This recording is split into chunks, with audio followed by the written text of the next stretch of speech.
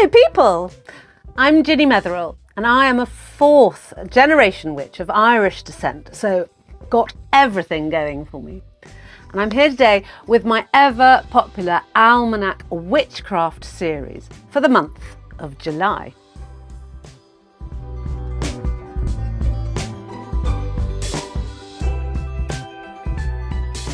July is of course the height of summer, and with the warm weather fronts coming in and the sun being high overhead, we have hopefully some good weather, although today it's raining, hence why I'm filming this inside.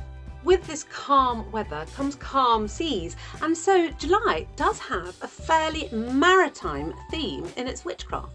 Likewise, the maritime theme is really continued through the star sign of Cancer, which is the star sign of the month, which is a water sign. If you'd like to start divining by water, start it in July because you'll have a better chance at seeing the future.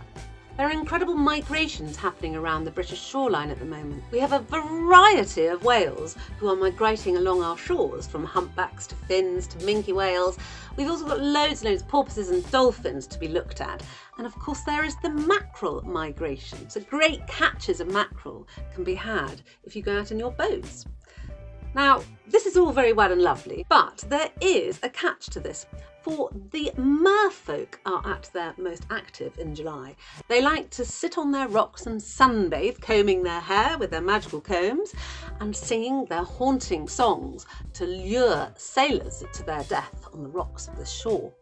Now, it's really important to not look at merpeople. Merfolk very much foretell disaster because they were omens of shipwrecks. So you don't ever want to see a mermaid. And also you could become ensnared in their song and throw yourself upon the rocky shores of this land to your death. They are also exceedingly jealous. And if you are going out in a boat, they can interrupt your journey and make life difficult for you. So fishermen of old would use merfolk charms to ensure their safety and also to get a good catch, especially if you want to go mackerel fishing. It's a really good idea to make an offering to the merfolk. Now, mermaids and mermen love offerings, and it doesn't matter that much what they are. So here is my spell for you to make should you be going out on a boat this summer. This spell uses several strands of long grass. About this amount is perfect, I think.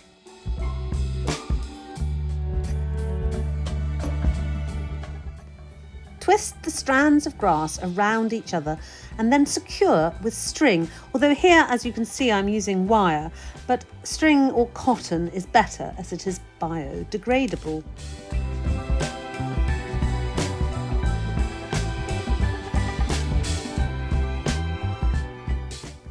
You are looking at making a wreath shape, and I have made one like this.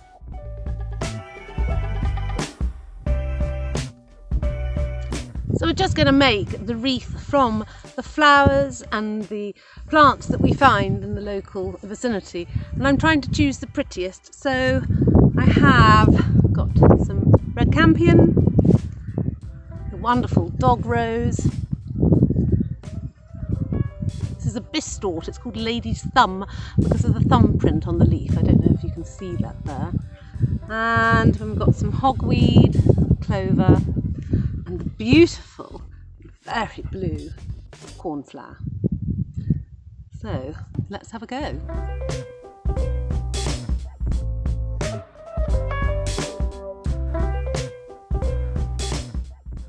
As you see, I'm simply pushing the strands of flowers into the wreath and then securing them with extra wire should I need to.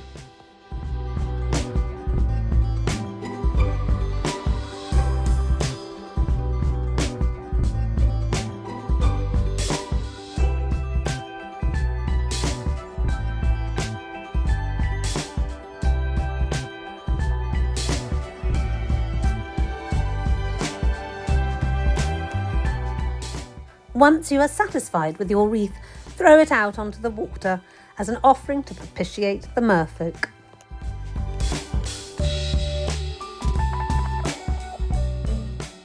The The mermaid's haunting song likewise reflects what is actually going on in the world, in the earth at the moment. The earth is beginning to sing, with the humpbacks swimming around our shores. They're known as great singers, aren't they? And the Cancer star sign is very creative and really interested in musicality. So interestingly, how this affects you is that should you go to a concert or a gig this month, you will have heightened enjoyment of it. So concerts and gigs in July are a fine thing to do. And my last bit of overview for July, it is something I have been interested in for many, many years, although I have no theories about them and nothing to offer you apart from to tell you about them. And that is the crop circle. Of course, July is the time when the corn is standing high, and this area of Wiltshire in the UK has more crop circles than anywhere else in the world. Although, don't get me wrong, they do happen in other parts of the world. Now, of course, 99.9% of crop circles are made by crop circle artists. In the 1970s, Bower and Chorley were responsible for many of the fine circles that came about. However, my particular interest lies in how they are made. There's a couple of facts that I think you should know. The research company took 90 people and they made a crop circle of a flower. They did it during the daytime and they used boards and planking as Bower and Chorley had done, and they designed this particular crop circle. It took them 2 days with 90 people working. So, how did this crop circle appear overnight, which covers over 2 acres of land? Surely somebody would have seen some people or some lighting, or if 90 people take 2 days to make this crop circle, how many people must have it taken to make this crop circle, which appeared overnight? We're looking at 300 to 400, yet there's no evidence of anybody seeing anything.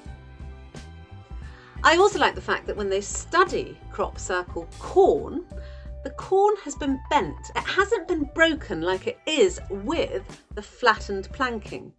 It has been bent and it seems to have been heated by microwave heat, they think, but there is no definitive answer to this. All this says to me is that there is something else perhaps going on. Maybe it's not ETs, maybe it's just witchcraft. I don't know. I have no theories about it. I just enjoy it. But I do love a crop circle.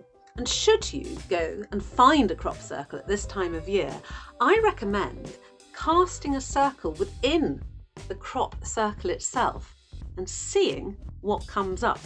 Take some dowsing and divination tools with you and, maybe have an ask. I'd love to do that, but I live miles away from Wiltshire and I haven't got time to go up there. Maybe I should go to Wiltshire and do that and do a video on it. I might. We'll find out what happens in a crop circle.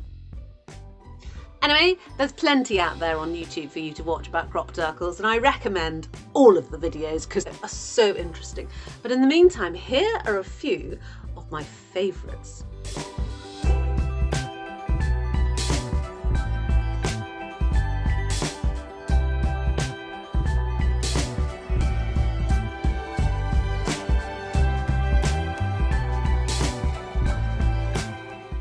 So that is my overview for the month of July. Now let's look at our significant dates for witchcraft, and we're going to start with the 5th of July. The 5th of July is the day when the sun is at aphelion, which means the Earth, which has an elliptical orbit, so it's not round like this, it is curved and oval like this. It is at its furthest point away from the sun, and this happens once a year. And it is on today's date in 2021. Now, over the next 6 months, the sun is going to gradually start coming closer towards the Earth. So from the 6th of July, this is the day for which to do a sun spell, which comes to fruition on the perihelion, which is in the 4th of January 2022. So, for example, you could ask the sun to bless and take care of a new project that you have started. from the 6th of July, and therefore will come to fruition and its full intensity at the new year in 2021. And the sun, because its power is coming closer to the earth, you will get a greater magnitude of help. The 10th of July is the date where the new moon rises, and the new moon is rising in Cancer. Now, Cancer, as we talked about earlier, is a water sign, so it can slightly carry on with the maritime theme of this month. Cancers are also very decisive. They can take very decisive action. And so those type of spells where you're looking for something to decisive and complete to happen, if you do the spell today underneath the auspices of this new moon, it will come very quickly and swiftly to fruition. The 11th of July this year is Sea Sunday, which is a Christian festival to celebrate all the seafarers of this world. I only mention it here because I believe that they were using it to replace the Day of the Grotto, which is the much more pagan festival that happens later in the month. But it shows you the nice maritime theme for July. The 15th of July is that very famous St Swithin's Day. And for those of you who don't know who St Swithin was, he was the Bishop of Winchester. And he was a very good bishop, I believe. You know, he did the good things like help the poor and look after the sick. He was buried in his chosen plot, and a few, I don't know, months or weeks later, the monks decided to dig up his body and move him from his chosen place of rest to somewhere else, which is slightly more grander and befitting to him as the Bishop of Winchester. And on the day where they moved his body, the bishop was so cross that he made it pour with rain for then and for 40 days afterwards. So if it rains on the 15th of July, it is going to rain for 40 days after. I think that's rather mean of the bishop to curse us with this particular prophecy. I don't think he should have done that. I don't want 40 days of rain, ruin all the crops. However, if it is fair on this day, it will continue to be fair for a further 40 days. So watch out. This is a good day for weather predictions. I don't know whether it'll work or not, but it's a fun tradition. The 24th of July is the full moon. Now, the full moon is rising in Aquarius, the water bearer. Although they are not a water sign, they're an air sign, this particular full moon's energy is therefore very creative and intuitive. If you make moon water on this day, the moon water can be used in spells to help you with your creativity and your intuition. If you don't know how to make moon water, I'll put the video up here for you. The 25th of July is the traditional grotto day. Now, for those of you who don't know what a grotto is, it is something that is decorated with seashells. So it could either be a room, or it could just be sort of an altar or a little offering decorated with seashells. And this is the day dedicated to that. Now, it's a seafaring day, so children of seafarers would make a little grotto of their shells and then in a likely spot sit down and ask passers-by for money, quoting this rhyme: "Please remember the grotto, it's only once a year.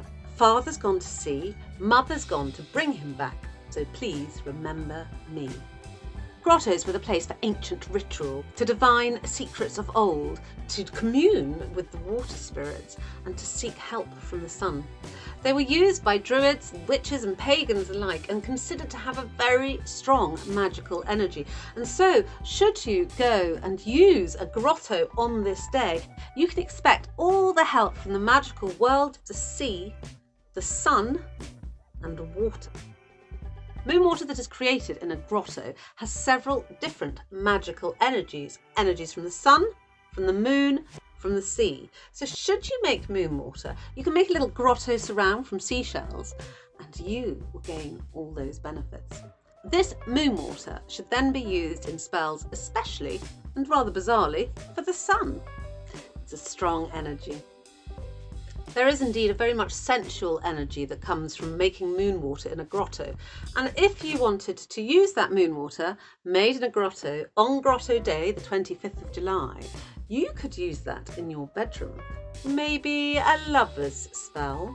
Scatter it lightly over your bed and ask the water to help you with your loved one. That is a very good use for moon water made in a grotto. This is my Instagram handle for all of those who haven't followed me there. Only because if you're missing Ginny when she's not posting on YouTube, I do quite a lot on Instagram. So have a look and you can catch up on what's going on there. Anyway, in the meantime, I hope you enjoyed this video, and I would be very grateful if you could give me a thumbs up and a subscribe, and I will see you in my next video.